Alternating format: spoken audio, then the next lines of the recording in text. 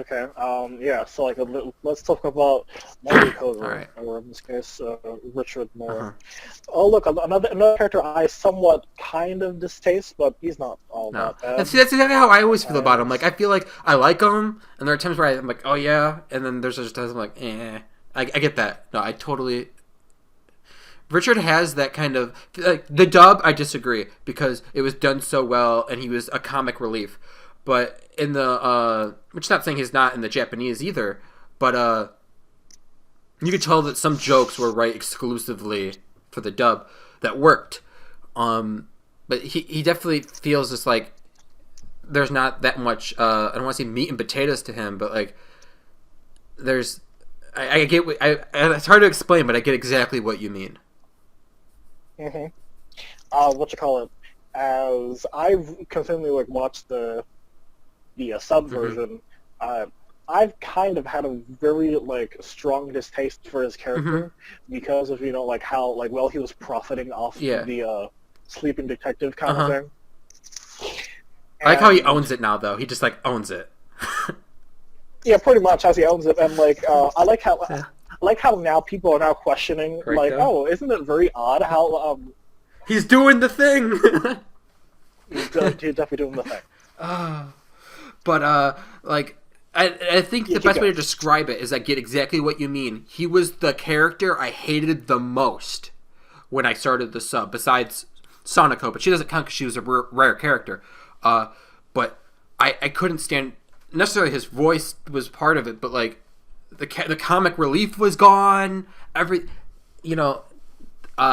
funny that you say that because I get exactly what you mean. I know that we mean it in some different ways because you didn't know the dub at all in the sense. So, but I get that feeling because that's the first feeling I felt when I heard his character. It had nothing to do with the voice, had nothing to do with anything. I didn't feel it. He didn't feel the same. And so what I can do by using a detective brain is by saying, is that how he felt the whole time?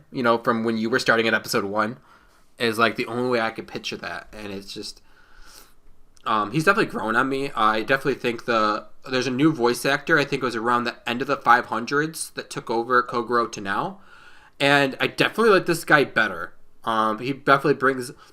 And it's hard because you got the classic Kogoro where he's sticking his tongue out and laughing, and you're just like, I love those moments, always.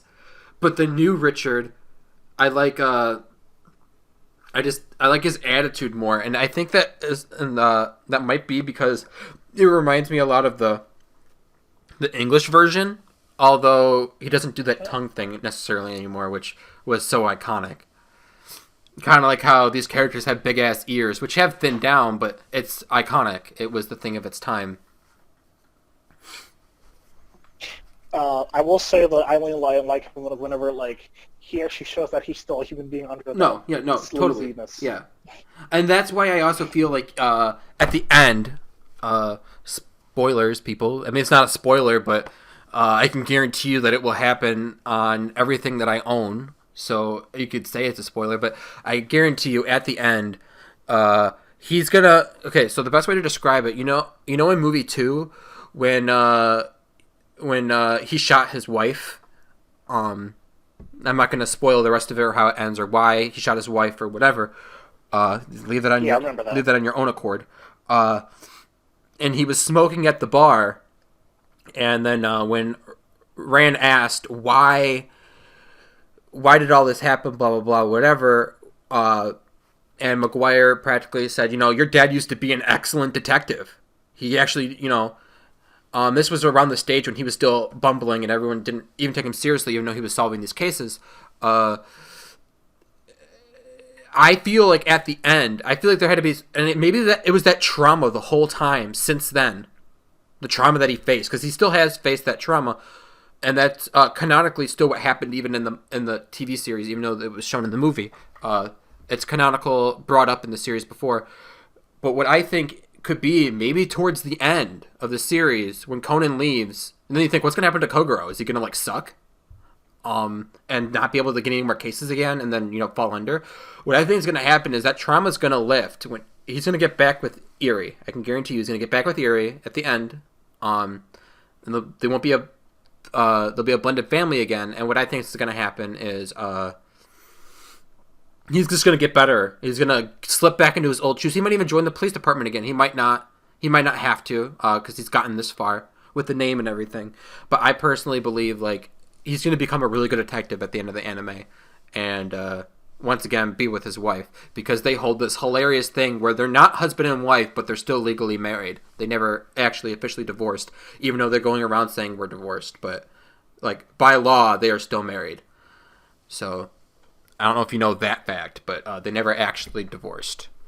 Because there are times where in the series, if you ever catch, and this isn't the only instance, there's actually been times where they say, yes, I get it, we're still married. But there are also times where, you know, when something serious happens, Kogoro will be, that's my wife. Or, you know, my husband is out doing this or whatever, you know. So they're still, like, legally married. So it's not that hard just to break down. And the last few times that Eri and Kogoro have met, they have also rekindled some moment, even though that it always ends the same way as yelling at each other, saying, I'm sick of you, I hope I never talk to you again, type thing, and walk away. But they had a moment. And I definitely feel like that's slowly eluding, because I feel like one thing that they do, like, you know, like the Metropolitan Police stories, kind of like how you speaking, they have a spin-off version of those, like where the last two or three episodes of Detective Conan with Was it a spinoff? I didn't know that. it's like it's not really a spin-off, but they're not directly attached, but they refer to. So like the Metropolitan Love Story arcs, there's like 12 of them or something. Oh, yes. But they're not; those aren't a yeah. spin-off. I also remember. But the spin-offs are like the case that you just watched, the last 3 episodes that were currently out with the police story, and then you had Chiba and the other girl. I always get their names mixed up, Yumi and whatever. I'm not sure which one's which. But the one that likes Chiba, and they finally, you know, tied the knot in a sense. Yes, it was you. That's an arc from the Metropolitan Love Stories, but they're not called that. They don't have the subtitle, a Metropolitan Love Story. But they are direct reference to it. It follows the same storyline that are in them, but they're not. Kind of like Magic Kaido, like it's all in the same place, but it's not being referenced there. So that's kind of how I feel about that. Yeah, I understand. I feel like it's gonna pull something like that, and then our next character is and I one more time want to congratulate Xander Mobius for doing Kogoro, and I hope that stays, because I'm sure he has to be expensive. Now, I don't know if he belongs to Bing Zoom in any way, but like, I would be very upset if he doesn't stick around. I don't know, but he's starting off Funimation. So I'm gonna I'll just send you a clip after this of the movie just through Messenger. I'll like clip a little bit of Kogoro talking. I'll let you hear that. But next character is Harley, and then we get the Men in Black and Kaido Kid, and we'll try to wrap this up. So okay. You can So all right, I definitely want to go first. Yeah, no, I wanted you to go first. Yeah. Because I do like Heiji as a character, but like Heiji is our first of the clone characters. Oh yeah, no, I can agree with that. Yeah, Besides Kaido Kid, because Kaido Kid came first, didn't he? No, he came after. Yes. No, he had to come after because the immunity of the diplomat came out first, and that's the case that introduced Harley. I don't remember the original order, and like we didn't know Kaito Kid was a clone until like after we knew like who he was under the model. Yeah, no, that's true, but I would say Harley came first. So yeah. Yeah. Yes, pretty much Heiji is pretty much like the first clone character of the series. And I do like him as a character, but I do not like him as a rival character. I can agree with that. Yes, and you can definitely already tell why I don't like him as a rival character. Even though, like, you know, he works alongside with Conan on most or many of like the times that they encounter each other.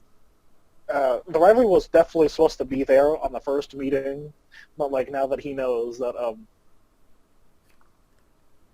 like his secret and all that, Yeah. he kind of has to keep it. And See, I had a very different introduction to Harley because I watched the dub, and the way that the dub did it, they only have 2 translation errors that I know of, and they messed up. One of them they called Sherry Shelley, in movie 5, and I don't know if they just did that one time or it was throughout the whole movie. But Jin calls Sherry Shelley, and then in Harley's introduction case, Harley implies he knows the Men in Black, which was not the case because that's not how Conan figured out their code names. But the way that he found out the code names in the English dub through a translation error was at the end when Jimmy is coughing and he's having the heart palpitations and he's clenching his chest. He goes, "Yo, Kudo, I think that you could use a drink." And then at the end when they're having the final confrontation, he goes, "Jin and Vodka, you should look out for those two. They're killers." And the original dub of that is saying if you mix gin and vodka together as a liquor, it's dangerous. That could actually kill you if you have enough gin and vodka mixed together in real life. Like, that's enough to kill you. So I guess he was making a pun on the liquor he was drinking, because I don't think they were going to stay canonical with that being a Chinese liquor at the time of dubbing. And that might have been some kind of translation changing error that they made. And they applied it that Harley was saying you should look out for those two. They're killers in the sense of those are your 2 killers, Jin and Vodka, that you should look out for. Yeah. And that was a translation error I had. So when I was first getting into Heiji, I saw him as a real sketchy character. I didn't see him as a rival at first. I saw him as a threat. I almost saw him as how we all saw Hybera at first, and we all thought Hybera was a threat. That's my first a little bit of impressions of Harley. That, and I also thought he was also just trying to always upstage Jimmy, which that was his original intentions at first, was like, I got to be better than him. I can't be his second. I can't be his spotlight.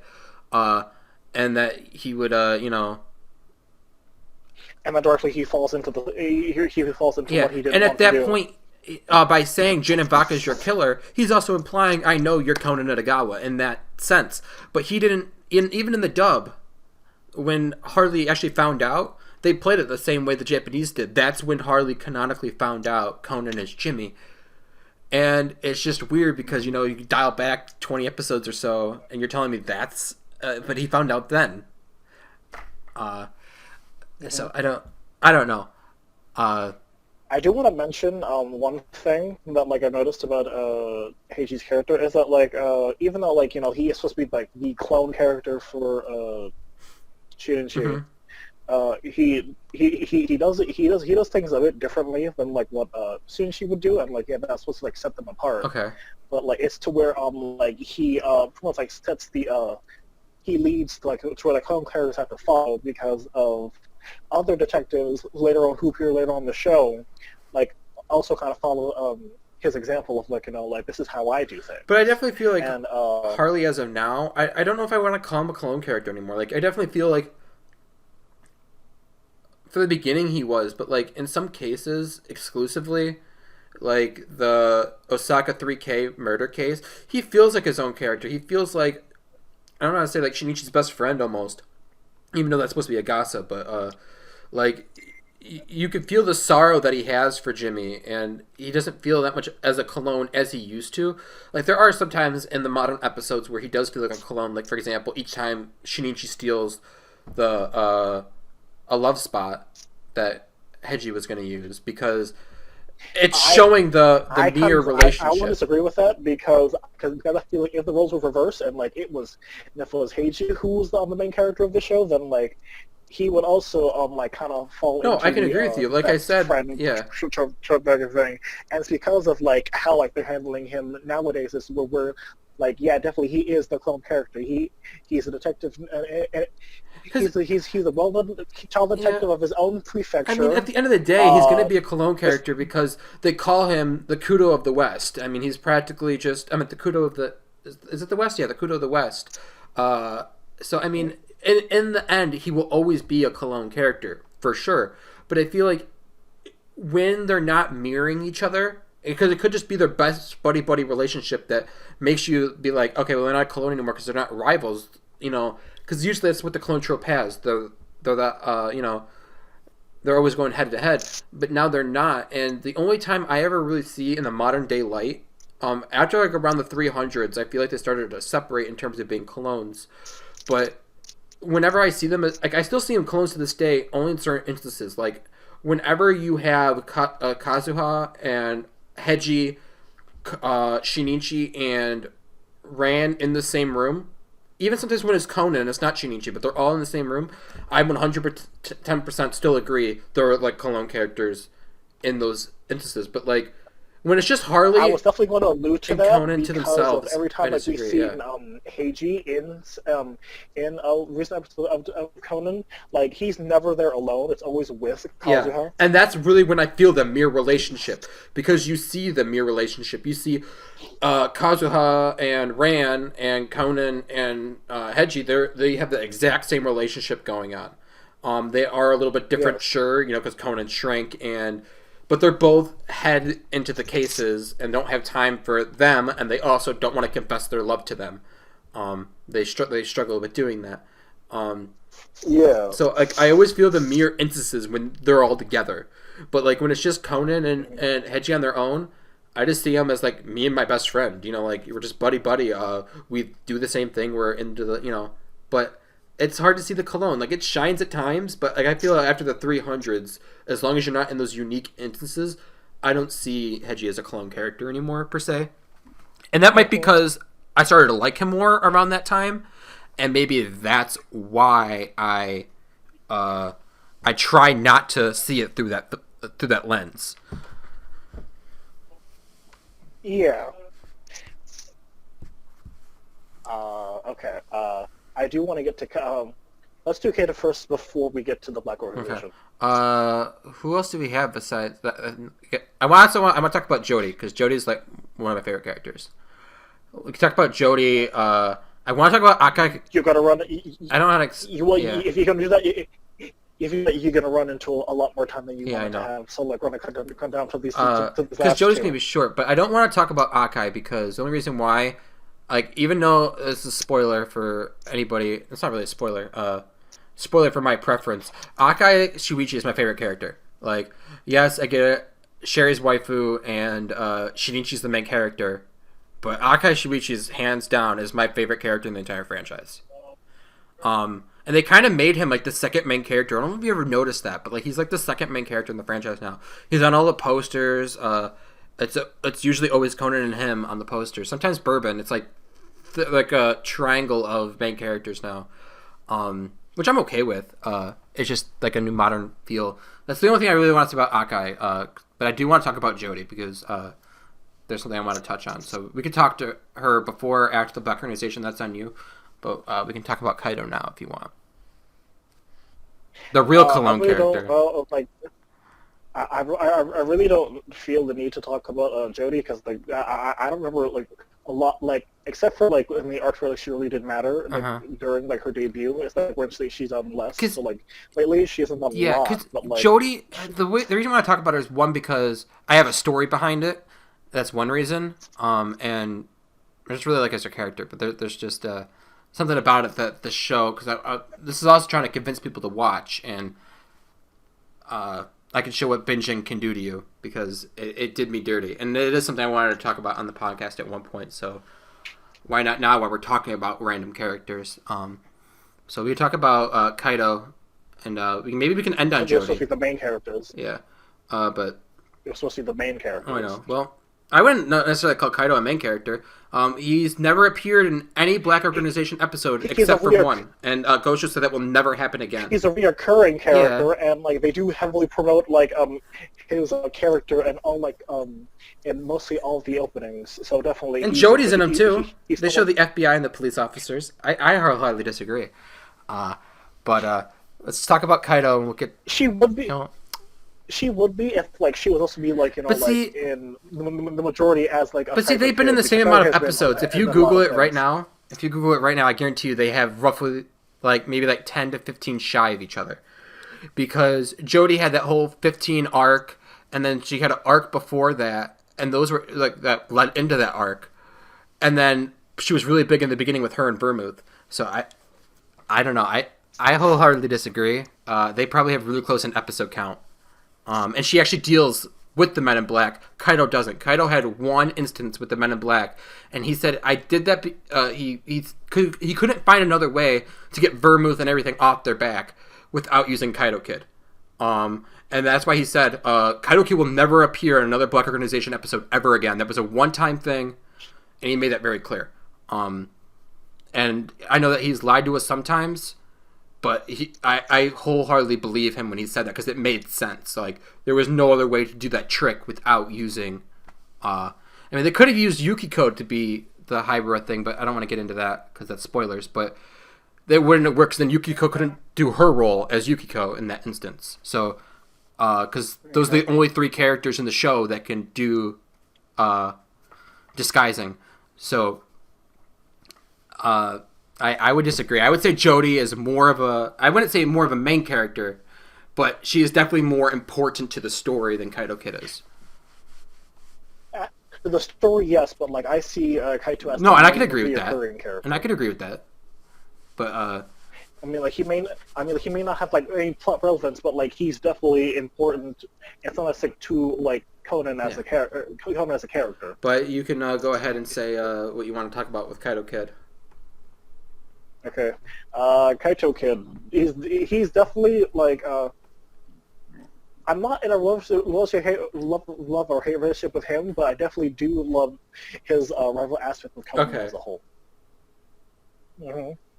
And it pretty much like started like at like from his first appearance because I love everything. I love everything about that first encounter. Yeah, I was supposed to say because like from the first encounter with him, the best way I want to describe it, because you worded it perfectly the way that you just did, I feel like it was from the first moment that we met him. His first lines were, Shinichi's first lines about Kaido Kid were, look at his face, he's so confident. His smile, it tells me that he knows maybe everything. And it's probably at that moment, at that exact moment, as the first character from the second of meeting them, that they gave Conan the instant respect. Like he knew because, like you're a threat.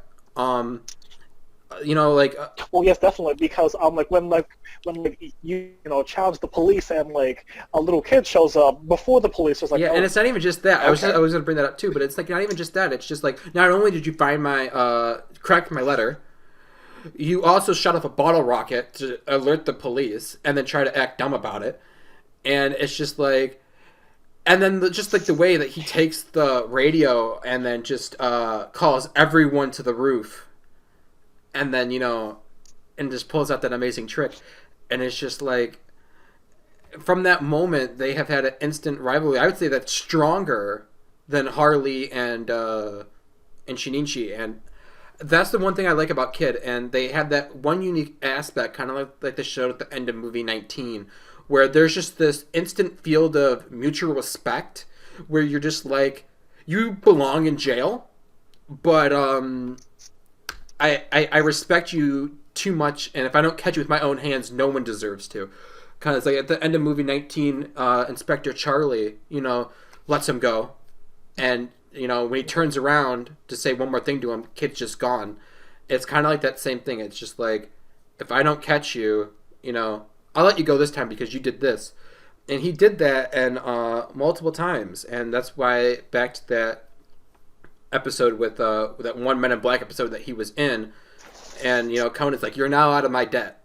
And he goes, damn right I am. And they kind of have that. And that's why I can feel that Kaido's a little bit more important than Jodie. But the weird part that I have with it is just like, he has no plot relevance besides that one moment. But I can totally see where you're coming from. Not every character is going to have like plot relevance to the story, but like definitely he's I would say he's important because of like he inspires Conan and to I can totally agree. To do things that like he normally would. Like if there's do, one thing I can explain about every character in one sentence in this franchise is whether they appeared in the. I'm not going to bring up the boss of the organization at all, but you could pick up any character from any part of the series and bring them into an episode, and you instantly remember them because they were so unique. You love that character, and and they do have like some significance to the story in some way, shape, or form. As long as they're not like one of the side like murder suspect characters. I'm talking like this character, you've seen him a few times, or even just once, because like the boss, well, I'm not going to say who, but it was hinted that the boss appeared once in the series, and that was our only hint. We know who the boss is now, not going to say it, but it's kind of just like, holy shit, yeah, I remember that person. And it's just, that's the one thing I like about this cast. If you just want to, since we're talking about the cast as a whole, it's just, that's the one thing I always liked about them. And Kaito Kid falls in that inventory.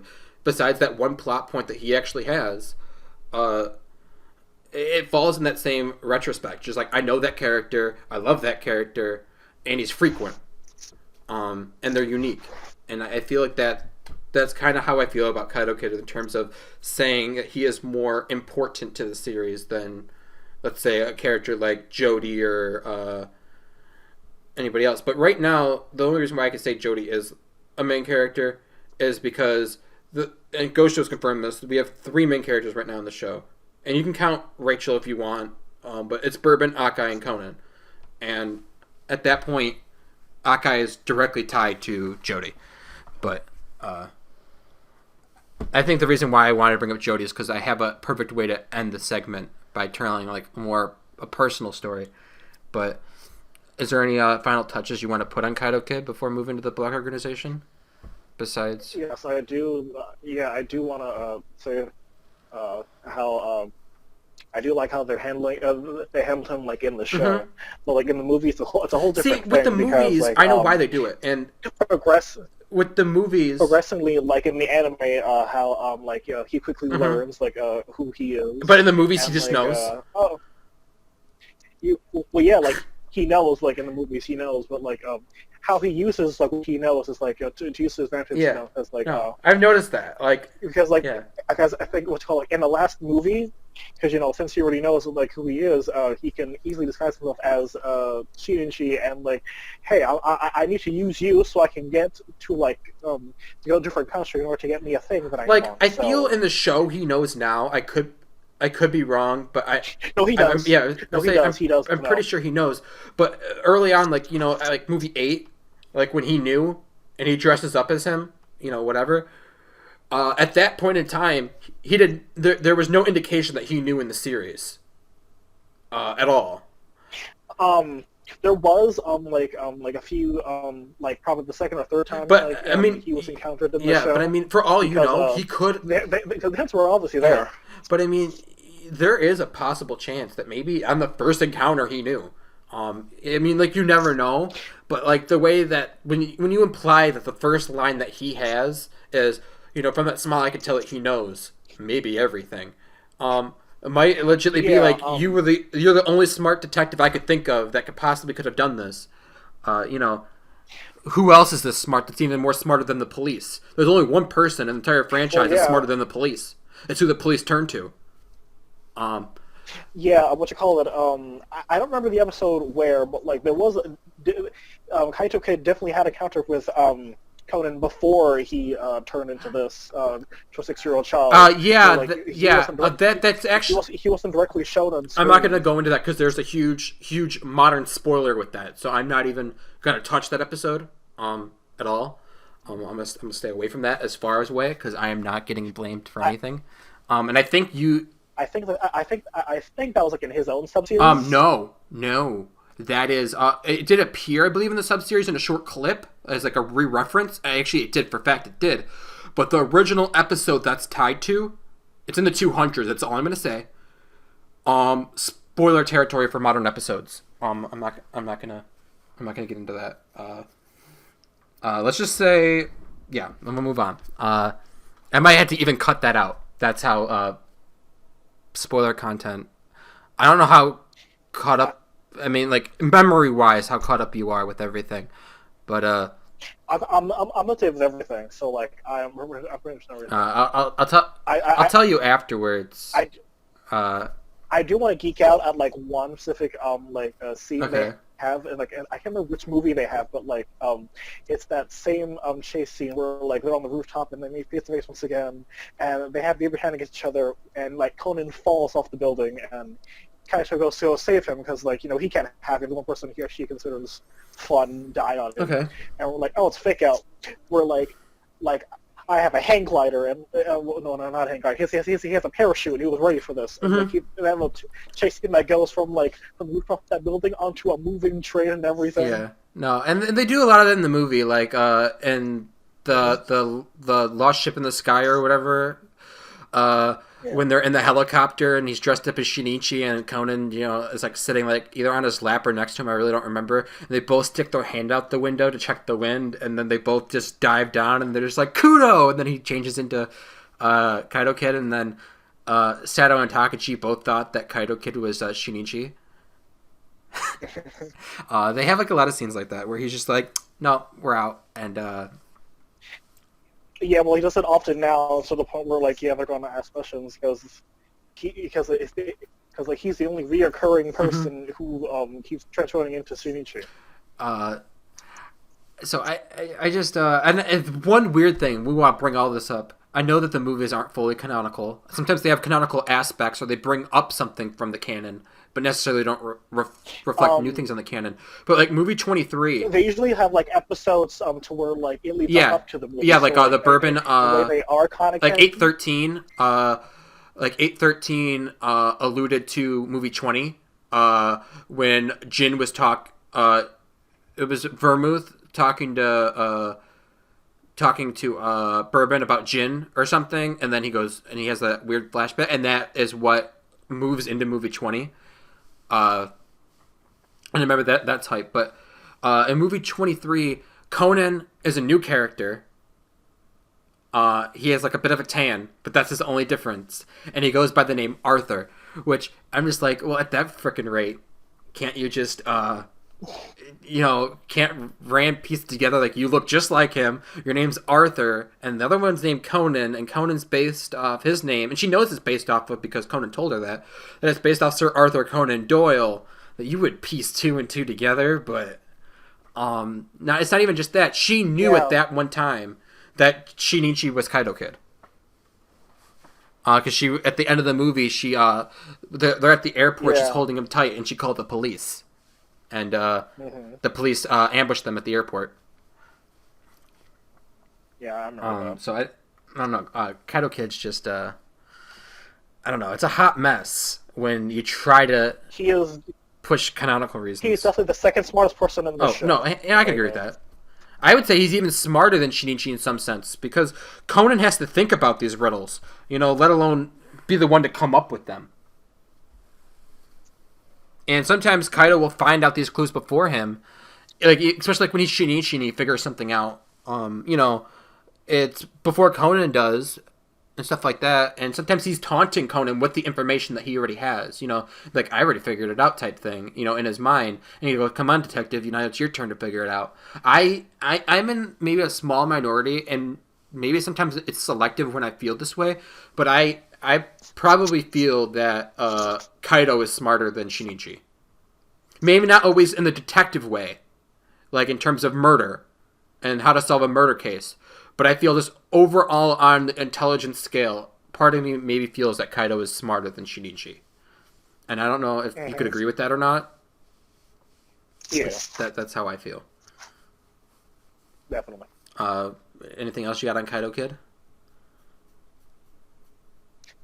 I like the friend nights that they have going on in the movie sometimes. Yeah. I see, it's like, I like the buddy-buddiness of them. Like I kind of described with,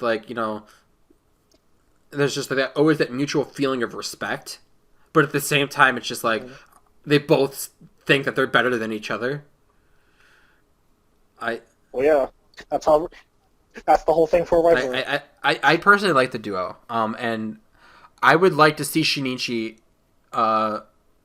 either be the one to apprehend Kid, which I don't want Kid to be caught, because it's not really his fault. I mean, yes, what he's doing is highly illegal, and does that mean he should be forgiven? I don't know, but he's not doing what his dad was doing. Okay, what his dad was doing was stealing these jewels for money, and that's why their family's rich. and his mom was also a thief as well.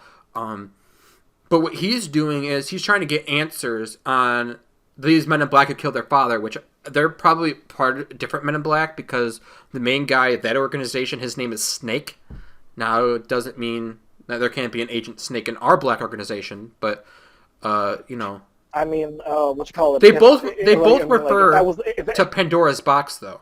So that's a bit odd. If that was the case for the whole question of whether or not Kaido Kid is a villain, which clearly he is in a sense, he's at the same level as See, I disagree, because the only time I can agree with that is in the crossover movies, that they're somewhat similar, because in both movies, special and the movie. in both instances, Lupin does the right thing in the end. Which I don't really watch Lupin all that much. I watched a little bit of Part 4 and stuff like that, but what you call it? So like a quick quick rundown of that is where he definitely is the quote unquote villain of the movie, but like he's not a really bad but guy. Like he does a lot of the right things. Like eventually when Conan's like, you shouldn't steal, and even though that the money's all on the ground, he put his money for his drink's worth, and then Lupin's just like, okay, fine, I guess you're right, and he puts his money down for his one drink, grabs 2 drinks, and walks away. And then he turns around and puts another coin down for his other drink. He says, I put down 2 coins. And then he also did the thing for the princess and stuff like that. And like he does like the right things. I don't know about in his actual series if he's like that too. But no, definitely he's like that. What you call it? Lupin the Third in his own series is pretty much the jokester. Yeah. He's still a thief and like a very wanted criminal, but like he's not. But he's not malicious. Like, and I could see like the way that they interact with the inspector being almost identical. The way I disagree, like I could feel like maybe Lupin is closer to Tuichi in the sense of the father of Kaido Kid, but Kaido himself, he's not a real thief. What Kaido does, which is still, yes, highly illegal, he's still committing theft, but what Kaido does is, so let's say he steals something from a museum, okay, and it's not the jewel he's looking for. He's looking for this jewel before the organization that has Agent Snake finds this thing first. And so anyway, the gem's called the Pandora, which is oddly enough, the Pandora's box that they refer to in Conan is a bit weird. But that's not the point. What the point is so let's say he steals something from the museum. He either returns it to the museum afterwards, after stealing it, or he returns it to the person who donated it, or to the rightful owner. So, like, for example, movie 3, when he steals the Imperial Easter egg, he returns it back to the rightful owner. When he steals one of the jewels and the high heels and stuff from one of the things, he returns it. He never actually keeps what he steals. His father did, because that's why they're all rich. But Kaido's not necessarily a thief in the terms of he's going around stealing all these gems internationally, and now he doesn't even steal them internationally. The only time he steals jewels internationally now is in the movies. In the series now, ever since he took over his dad's identity, he strictly only does it in Tokyo. That's his new thing, and that's it. He just became like Tokyo Kyoto type thing, and that's it. But he always returns everything he steals. So that's the little bit of the reason why I can't agree with the Lupin part, is because Lupin doesn't return anything he steals that I know of. Once again, I'm not into the series, but not everything, but definitely he's not like like the dastardly villain kind of guy. And I love. He's more of a Team Rocket. Yeah, no, I can see he's that. More of a Team Rocket kind of like, thing. I like he's a charming villain. I like Jigen or whatever his name is, and I think the only reason why I like him, and I feel like if I had to watch Lupin the Third, he probably would be my favorite character next to Fujiko.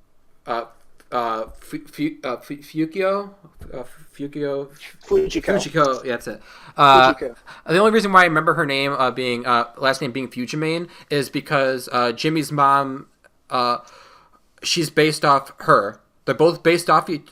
She's based off of her, and her last name is her first and last name mixed together, and they actually canonically know each other in the Conan series.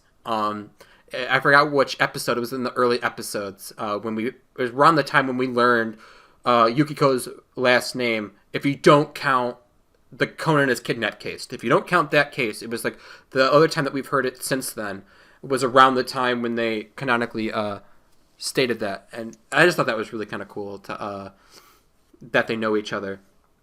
But yeah, definitely. But I just like how he calls him Papa type thing, and he goes, "Don't call me that." Mm-hmm. Like totally. I want part 3. What you call it? If you do like get into Lupin Third, I suggest you start with like something like not like relatively old, something easy, like either. I was starting on part 4. The movies, or I was watching part 4. Yeah, I'll start with like the movies of the new ones that came out recently. And that's what I was thinking. I was thinking the movies, if anything, like if I watch anything of the series, I think it's going to be the movies. Also, I was looking into that or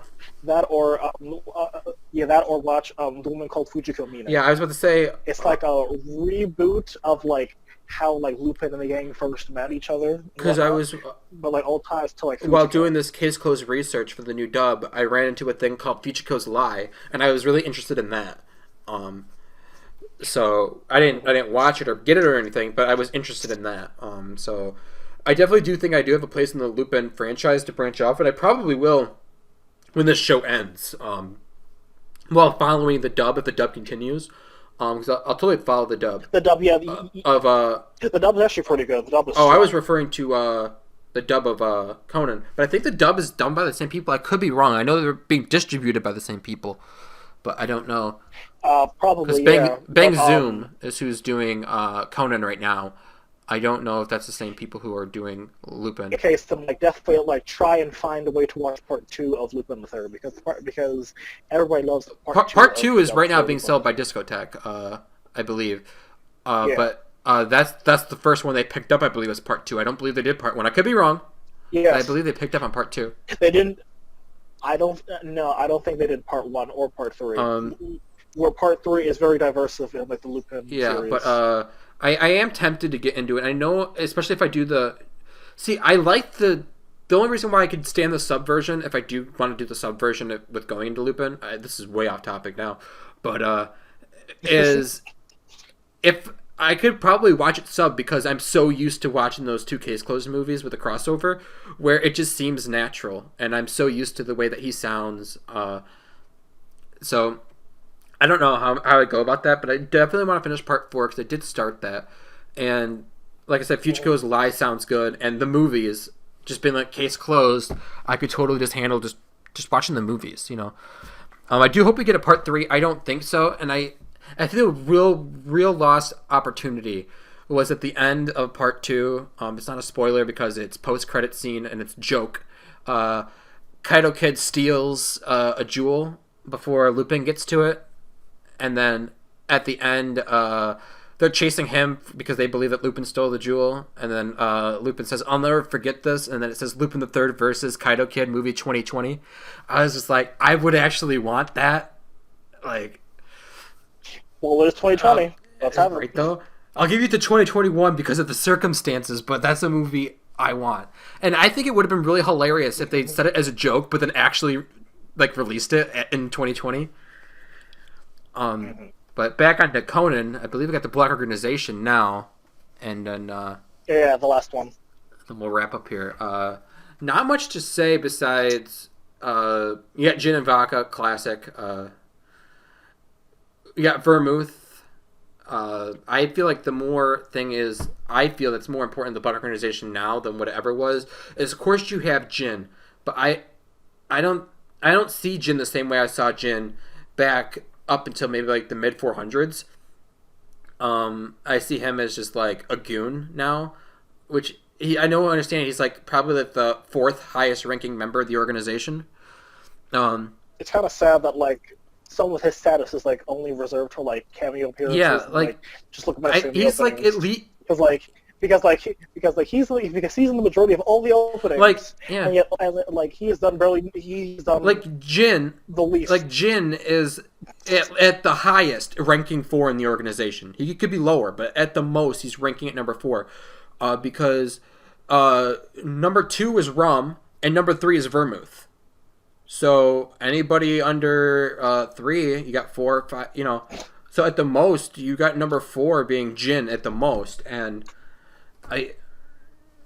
it's just hard to even like give him any shed of light anymore. And what I think is going to happen in terms of Jin's fate at the end of the series, because I can't see Jin being in handcuffs and being dragged away. That could be satisfying in the ending, but I think personally, Jin's gonna die at the end of the series by the boss. The boss is gonna kill him. I feel what's gonna happen, and it might not be Jin. It could be a different character, but I feel what's gonna happen is Conan's gonna be in the Black Organization, face to face with the boss like he tried so many times, and he's gonna shoot Conan. Jin's just gonna like try to shoot Conan, or Shinichi may have his body at that point. I don't know. And Vermouth's gonna dive in front of the bullet and take the bullet for Shinichi. And then immediately upon reflex, the boss is going to shoot whoever shot Vermouth. Because Vermouth is his favorite, probably because related reasons. I had a theory on that on my old channel, but that's what I think. So it's kind of hard when you say that he has like, he's just like a cameo character at this point. Like he's just the character who started this whole issue. And that I feel like he's probably just going to be dead at the end anyway. So I don't know. I feel like the only characters that are worth talking about when it comes to the Men in Black are probably rum, bourbon, maybe Scotch, because Scotch does have, even though he's dead, does have a big meaning, and that's pretty much it. So we still technically don't know who rum is, but what I want from like this Black Organization, I want more danger in the air, because every time they're on screen, yeah. See, the only thing, that's supposed to be dangerous. yeah. Supposed to be No, I agree. And, the only thing I can see with the danger, they're not in a lot of episodes, so like we need to like definitely like command danger. they pull an and, Atlas. I remember with the Black Organization. I remember that one time where like they thought like Cher was alive again, where like they really like took over an entire train just to kill this one person who thought they were still alive, and it took a lot of plotting just to make them think that if that wasn't her, she's still pretty much dead. Because with the what do you want to call it? With the train, and Sherry and everything else like that, when it comes down to the Black Organization, I can feel exactly what you feel when you say like they come in spurses, and even when they come in spurses, they might be alluding to something, and then it never happens. Like, for example, back, I don't know if it was like the 800s or 900s, or it could even be 700s. It was at the end of, I think it was the end of the 700s, when Jody, Conan, were solving this case, and then it preluded into a bar case with Kogoro and Takagi, whatever. And he told them about the pregnant lady and the man, and they were bourbon and vermouth in disguise. And then Conan was thinking about Hybera or Ran or something, that they were in danger, and he's running down the street. And then bourbon and vermouth do like that shadow thing in the background with the cross of them, and then never brought it up ever again. And I was like, what the fuck? And they always allude, kind of like with Kuroda in one of the most recent scenes. I'm not going to say what he said, but he made the alluding of something of the Black Organization. And that's all they do, is they just allude. They allude sometimes. Even like they'll make like an allude to something that's coming up, but really that was just an allude to talk about another allude that will probably be another allude before it even turns into something. I don't know. The Black Organization's kind of weak, but it's definitely getting. You could tell shit's getting more serious. Like Shinichi's identity's leaking. And whether that's on the side of good or bad is up to you to decide. But yeah, is that even leaking because in the newest I wouldn't call it arc. 3 people suspected of being part of the organization are taking notice. Like this kid is talking his mouth a lot like he's. And then they're also very suspicious. Jin and Bourbon are both also obsessed with sleeping Kogoro. God damn it! I remember something because of that. In the last episode, we found out like one of them is actually working for the organization. Well, see, that's what I was alluding to before when I was trying to save it, but I guess it's out now. Because he says, hurry up, Bourbon. Now, there is a chance, and this is how I can cover up a spoiler. I'm going to cover it up. I'm going to confuse all of you guys out there. There's a chance that he is with the police. Because what you got to understand is the security police and police do work together in some form of sense. Although the security police does a lot of illegal things to do what they need to do.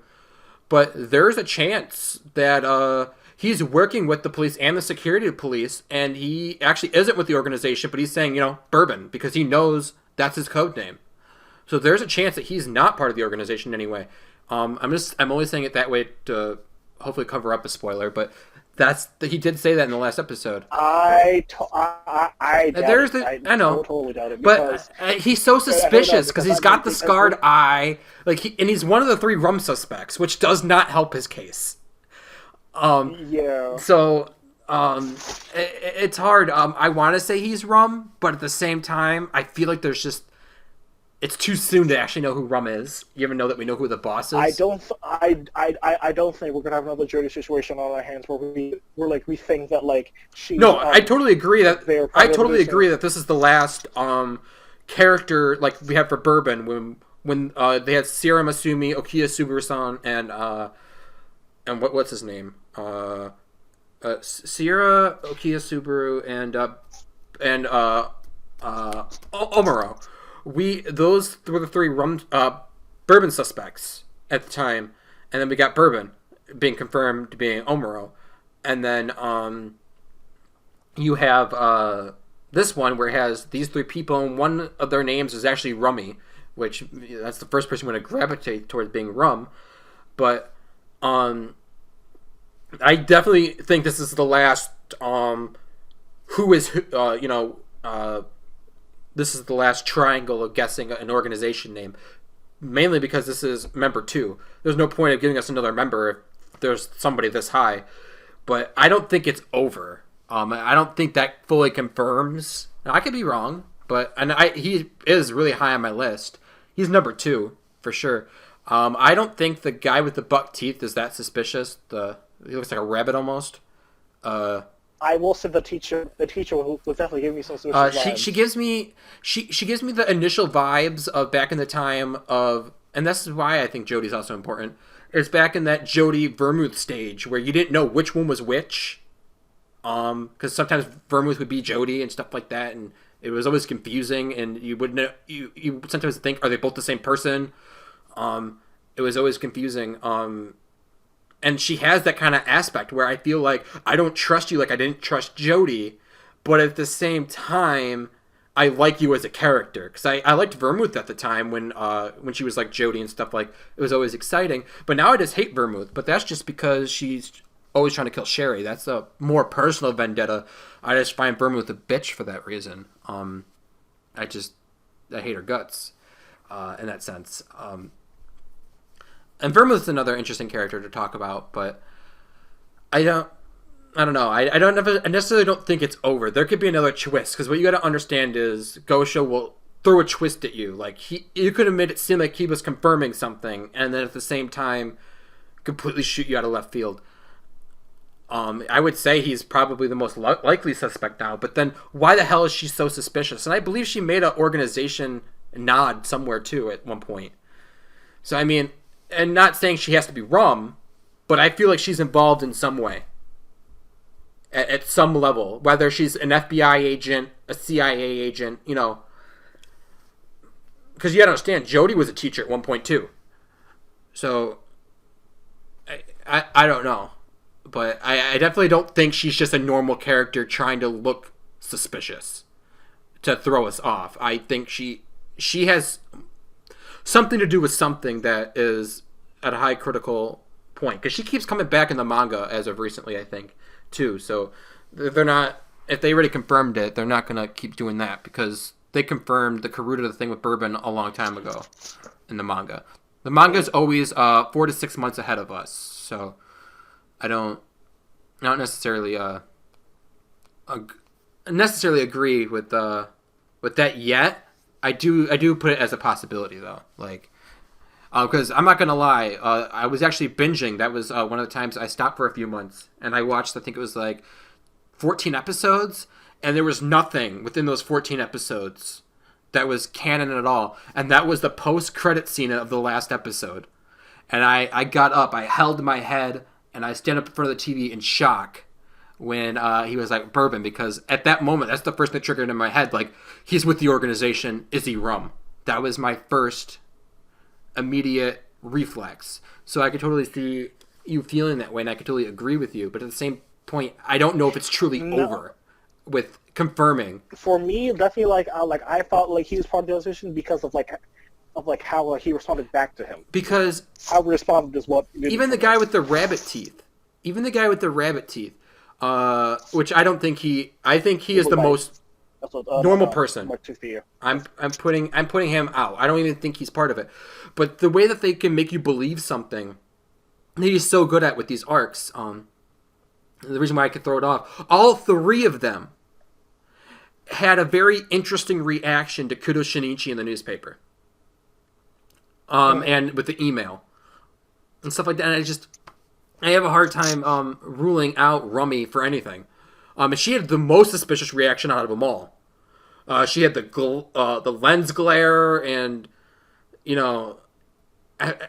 and if you see her illustrations in the manga, she has those same illustrations that Vermouth and Jody had at the time, and Okiya Subaru. And it's either the most manipulative trick he's ever played on us in the Conan history, or she has something serious that's going to be coming up. I'm not saying she's rum, because that would probably be the least shock, because her name is Rummy. But I don't know.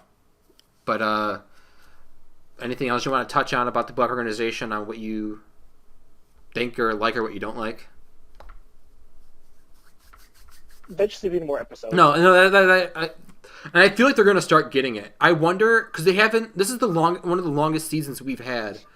I know Japan necessarily doesn't go by season, but Gosho, being probably the freak that he is about America, he loves it. That he does group them eventually in seasons, but sometimes they'll go 76 episodes without being grouped into a season. This season we're currently on right now is like 70 some odd episodes, almost 80, without closing this season. I'm wondering if he's waiting until the last season, and then that will be like another Clash of Red and Black. I would love at least one more like 15-parter, even though like a 10-parter, before the series ends, and I could see that being like the last season. So like they could sell it as a season, even just be like, this is like the true ending of Detective Conan in one final package type thing. I don't know if that's the route they're gonna go, but Japan really doesn't go by seasons like we do. But there are canonical episodes that belong to a season, if you look at episode lists and stuff. But I kind of want to close this more so with a personal story on how, because we practically explain these characters, try to get people interested in these characters too. That sounds like I know. But what I want to do is list some dangers that come with binging it, because I feel like I'm probably one of the only people on Earth that actually binged like episode 1 to episode like 774 like almost straight, if you don't count that 3-month break between the dub and the sub.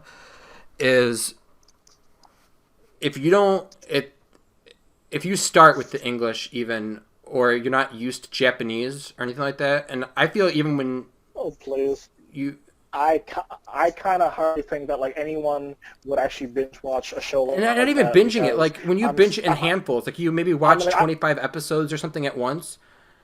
I'm still seeing people like freaking like, I'll put the idea of like them trying to binge watch one. Because the best way to describe it is, I was binging The Clash of Red and Black, and it was right before I was in high school at the time. It was right before I was going to high school. And this is how I can avoid talking about Jodie, because I could bring it up in this without actually talking about Jodie herself. So it works even better for both of us. Anyway, I was watching The Clash of Red and Black, and I was right before school, and I did the math, and I was like, could I finish this before class starts? I had to factor in 15 episodes. And I did it. I'm like, I might be short by like the middle of the last episode. I'm going to risk it. And I watched the whole thing. This was coming off a previous binge the whole night and the day before prior. So in the show, she's called Jody Sensei, right? That's all you need to know. That's all we need to talk about Jody. Because I just wanted to bring this up because I thought it was a funny Conan story that I have. And so in America, you call your teacher by your last name. But in Japan, you call them by their first name and you add sensei at the end of it. It's usually how it goes. So I'm in class, and my teacher's name was Miss Hoskin. But her first name was Jody. I fucked myself up so fucking bad. I was in class, and in America, depending where these people are watching from, you have to raise your hand to get attention in order to get permission to do things.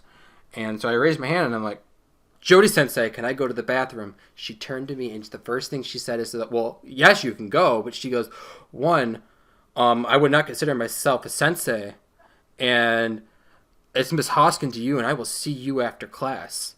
I never saw her after class, though. But, I mean, that's how deep I was into this shit, is that it just became, like, part of my everyday life. And I've come down to the point where I could probably dig you out spirals that I have somewhere, and I have connected a lot of these dots. I have found out things before they even happened in the show or before they explained it to us. Like, I probably have, I'm not exaggerating, and I could show you pictures later. This is more even talking to you than the podcast for this, but just saying this. Like, I probably have like 4 or 5 spirals filled with like connecting dots. Like, I found out Mary and Akai and Sierra's relationship before Mary was ever fully introduced. Like, this was at the point when Mary was just shown as a in a crowd, and then Conan's like, that's a weird girl, and like is chasing her. Before that even, like right before that escalated into anything else, I knew Mary was the mother. Just by connecting spiral dots and clues from previous parts of the series, even though they really didn't even talk about Mary yet. Just because of how much I would bullet point things together. But I think I also wanted to explain that just to show how much of a fan I am of the show. That I probably take it further than the avid fan even. Like someone who's like, this is my favorite show. I feel like even to those people, I overachieve on top of them too.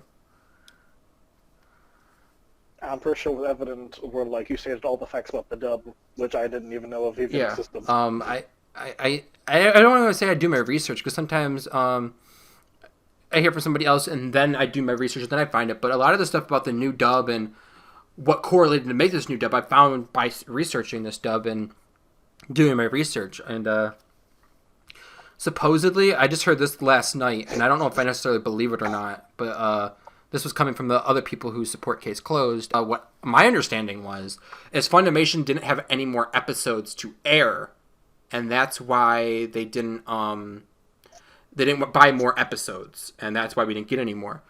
And my understanding I got from this was maybe that's why we already got gypped on season 5. I mean, we got gypped. At the end of season 5, they cut out all the Hybera stuff and whatever. So we really got like a half a season for season 5, but they labeled it as season 5. But they didn't even, they were like 4 episodes short of even getting to the Hybera thing. And I'm just like, if you had those episodes, you could have at least, if you were already gypping us, you could have at least dubbed those extra 4 episodes and then cut off before Sherry. But then you introduced Sherry in the movie, and I just don't understand what the point of even cutting it off at that point was. But supposedly, according to these people, which you gotta trust them because they have talked to a lot of people in Funimation, and according to them, they said, according to Funimation, they had more episodes. If they wanted to do a season 6, they could have, which probably implies they would have finished season 5 and then done season 6, or maybe they would have moved all the Hybera stuff to be the start of season 6.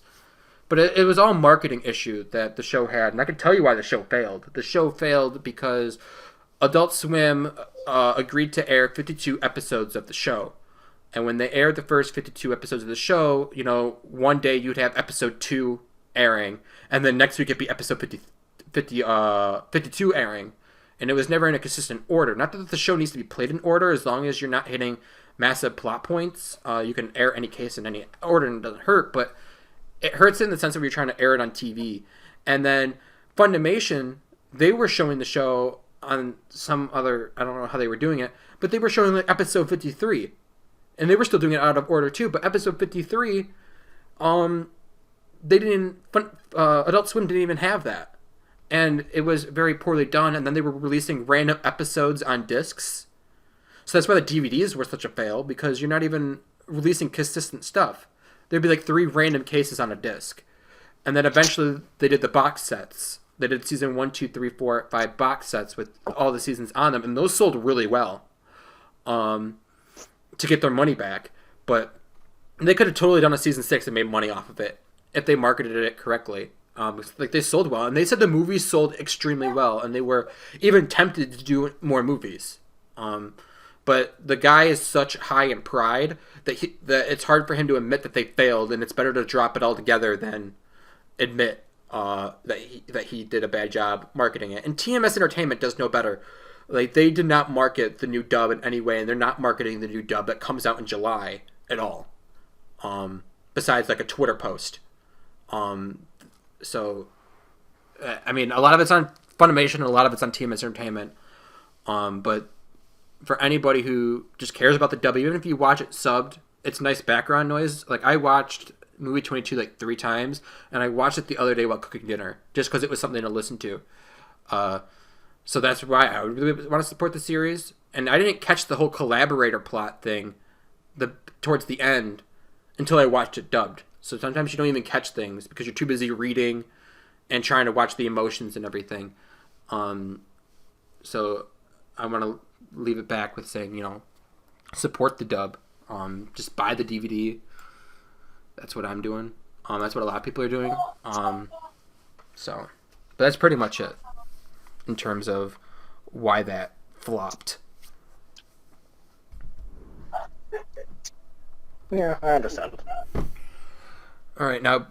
Well, hopefully, like with this new run, it'll definitely. I think it's going to do better this time because it seems like they're doing it as an international dub this time. That's probably why it aired on the Arabic server for that short time. I think it's going to be like an international dub, and that's why they necessarily don't want to make Conan sound like a kid per se when he should be sounding like a kid in some aspects and like toning it down. I think it's because they want to keep it so canonical to the official and be so respectful. In the sense of because they want it to, even like the jokes are the same.